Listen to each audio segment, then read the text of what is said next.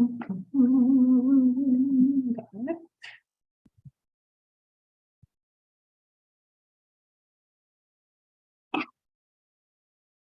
Turn the volume on, yes.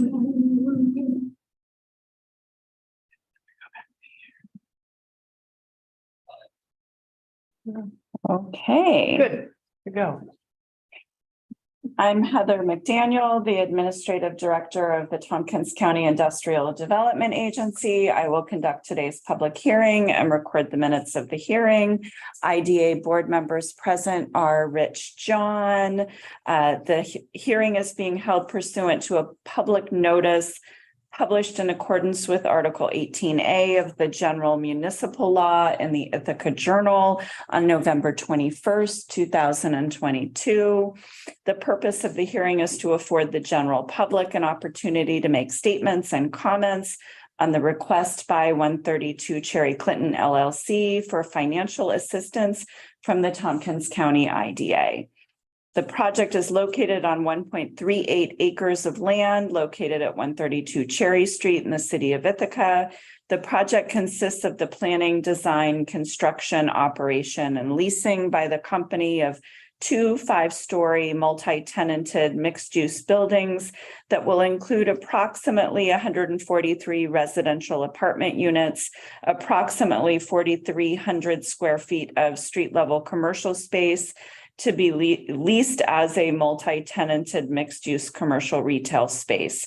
Structured parking improvements providing for approximately 43 parking spaces and additional tenant amenity spaces, lobbies, common areas, various subsurfaces, structural improvements, roadway improvements, access and egress improvements, stormwater improvements, utility improvements, signage, curbage, sidewalks, and landscaping improvements. The final assistance contemplated by the IDA will consist generally of exemption from property taxes that will be offset in part by contractual payments in lieu of taxes by the company for the benefit of the affected taxing jurisdictions, exemption from the state share of the mortgage recording tax, and exemption from local and state sales and use tax. Comments presented at this hearing will be taken into consideration by the Tompkins County IDA as part of its consideration of this application. The hearing will remain open until all submitted comments and members of the public who are present at the hearing have been given an opportunity to make statements or comments on the application. I have a speakers list here. And speakers will have 3 minutes to provide comment. I will ask you to join us at the table so that the microphone can pick up the sound. If you could please state your name and address. If you are appearing as a representative of an organization or governmental entity, please identify that organization or entity and state its address. If you wish to submit a copy of your comments for the record, you may hand them to Ina. Much appreciated. And finally, I just want to remind you that the purpose of this hearing is really to afford the public an opportunity to make comments about the request for financial incentives from the Tompkins County IDA. So I have one previously submitted comment, and I have one speaker today, Teresa Alt. Do you want to join us, Teresa?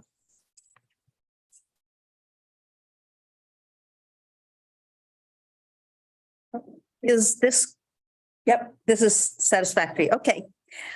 I am Teresa Alt of 206 Eddy Street in Ithaca. And here I am at another of your stealth public hearings. The only person here, the only person from the public here. The application for the Hive on Cherry Street comes with very sketchy documentation, much of it in the form of hard to interpret graphs. So I will stick to 2 pretty broad comments. This project is admittedly not in the CTAP area, and therefore, legally, the IDA should not be considering it. The city decided not to include it.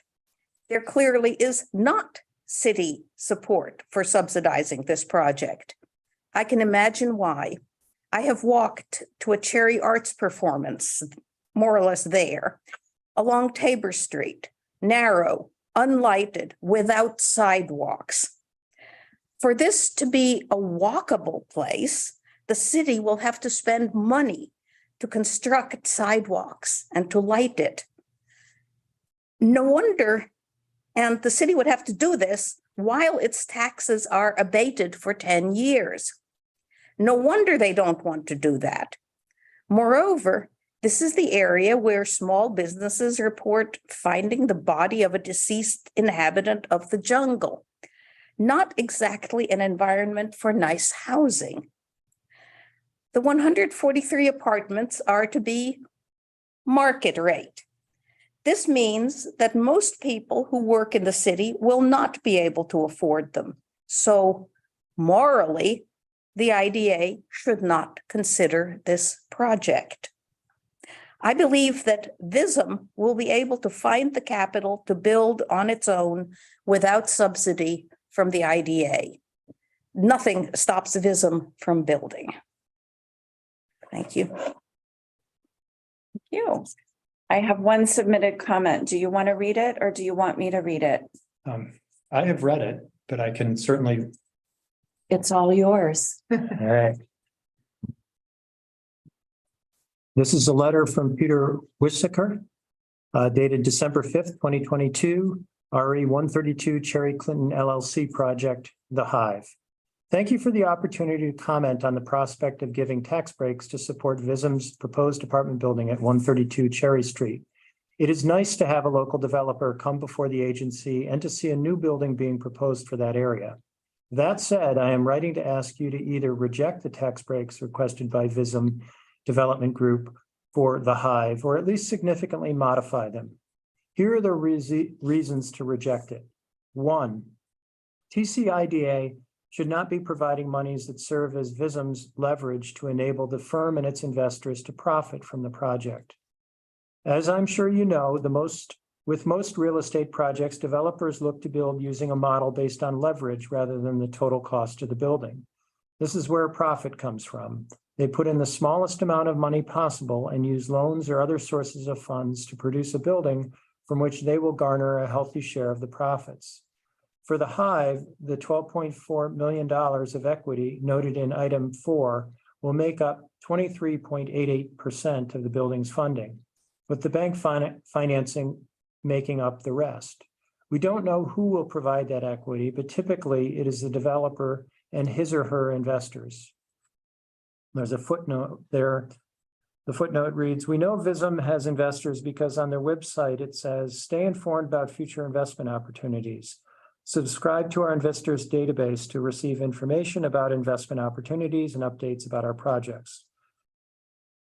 VISM is requesting $8,563,785 in incentives from TCIDA, or 68.8% of the equity, meaning that VISM would put up just 31.2% of the equity, less than $4 million of a $52 million project, or 7.4% of the cost. Why should the taxpayers be providing so much of the leverage for VISM and its investors? In a capitalist society, if the banks and investors won't support market rate projects, it shouldn't be up to the taxpayers to do so. Indeed, if all the positive things the developer says about the site can't convince its investors and lenders, then perhaps this isn't the next building Mr. Fox should take on. 2, the TCIDA doesn't owe Mr. Fox anything just because he gambled on information he'd received from both this agency and from city officials. Both in the proposal and during the November TCIDA meeting, we were told that the developer purchased the site based on information that proved unreliable. This may well be the case, but it doesn't make it any less true that the site is outside the zone and therefore in a location that does not qualify for the tax breaks. He took a chance and did so of his own volition. The taxpayers shouldn't have to pay for this error in judgment or for assumptions made by local officials and conveyed to him. 3, TCIDA should not be subsidizing market rate housing. Although market rate housing projects subsidized by the TCIDA do contribute some monies to the Affordable Housing Fund, and I grant that said fund is always running short, it would be even better if the developers started paying their full tax burden immediately, as that might help the city and county find more funds to leverage for housing, not to mention providing schools with the money it will need to educate the children who will live here. If the goal is to support the construction of market rate housing to fill a gap in that market, then more convincing data should be produced that such a gap exists and will continue to exist given all the new construction in the city, rather than basing this claim on a study that was completed in 2016, meaning the data were likely older than that. If the goal of building additional housing is based on the idea that more stock will lead to more middle class or affordable housing, that belief has been shown repeatedly to be wrong. Adding to the stock of market rate housing does not lead to additional units becoming available to those who can't afford them. There is no trickle down of apartments to those on limited budgets when you build more market rate units. Please also note, 1, the MRB cost benefit analysis should be revised. Before the board makes a decision, you should ask MRB for a revised cost benefit analysis, one based on the actual anticipated number of workers. It says 100 in the application, and Mr. Fox said this as well, rather than the 331 they assume in the analysis that is in the package. If you decide to use tax monies to support the project, please insist on the following. 1, once it is completed, all jobs associated with the project should pay a living wage.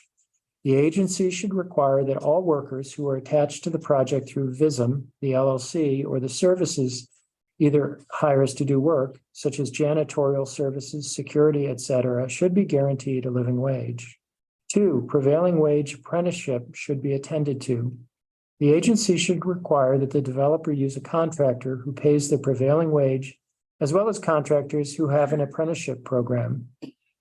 It appears the contractor has already been selected, so the developer should work with the contractor to meet these conditions. 3, sale contingency, part 1. Terminate the tax breaks if the hive is sold. In the November meeting, Mr. Fox said he wants to keep this project, but sometimes it is hard to say no. Please write the agreement with the applicant in a way that ensures that the tax breaks are not conveyed with the sale of the project. 4, sale contingency, part 2. TCIDA taxing entities should profit from the project's sale. Given that the TCIDA taxpayers are being asked to provide 60% of the equity in the project, it seems only fair that if the applicant resells, the hive TCIDA should be paid 68% of the profit from the sale, with those monies then distributed to the state, city, county, and schools. And there's a footnote that I didn't reference when I ran into it, but the footnote reads, despite his statement, it is worth noting that the firm's website states that the company has had 12 successful exits. This, no doubt, is there for the sake of potential investors. See note 1 above. And he continues, with those monies then distributed to the state, city, county, and schools in a manner proportionate to their investment. The 68% figure should be scaled to how much of the tax break the company has received from each at the time of the sale. 5, ensure that the contractor purchases supplies locally. The contractor for this project is based in Victor. Please build in language that forces the contractor to attempt to secure materials for the project using suppliers within the county first. It is likely necessary to see what kind of price matching scheme would make this possible without making the cost of the building prohibitively high, but the effort should be made. 6, reduce the length of the tax break schedule to 7 years. Because the applicant requests an exception from the rules and for the reasons for rejection cited above, it would seem to be a reasonable compromise to shorten the tax break schedule to 7 years, using the agency's 7-year schedule rather than the current 10 proposed. This would also have the benefit of saving the county, city, and school district some money and reducing their equity in the project. In closing, both Mr. Fox and Ms. McDaniel mentioned how difficult it will be to build on Cherry Street. It is neither the TCIDA's job nor the taxpayers to help Mr. Fox overcome those difficulties. As someone who grew up here, he would likely have known the stories about building Wegmans and Tops and the issues regarding flooding, etc. There. With all due respect, as an experienced developer, he should have done his due diligence before purchasing the property. I would be happy to see this building completed. The area could certainly use it. However, the applicant should either use its own equity to build the project or gather enough investors to push it over the finish line rather than asking the taxpayers to bear that burden. If this project is such a risk and Vism owns other acreage in the area, then why not start by building one of the other projects instead? I urge you to reject Vism's request for tax relief. Please let me know if you have any questions. Thank you, Peter. That's Peter Wissaker, 705 North Canada Street, Ithaca. Thank you. I think that does it for today. We don't have any other submitted comments and no other folks from the public that wish to speak. So I will close this public hearing. Thank you. Thank you very much.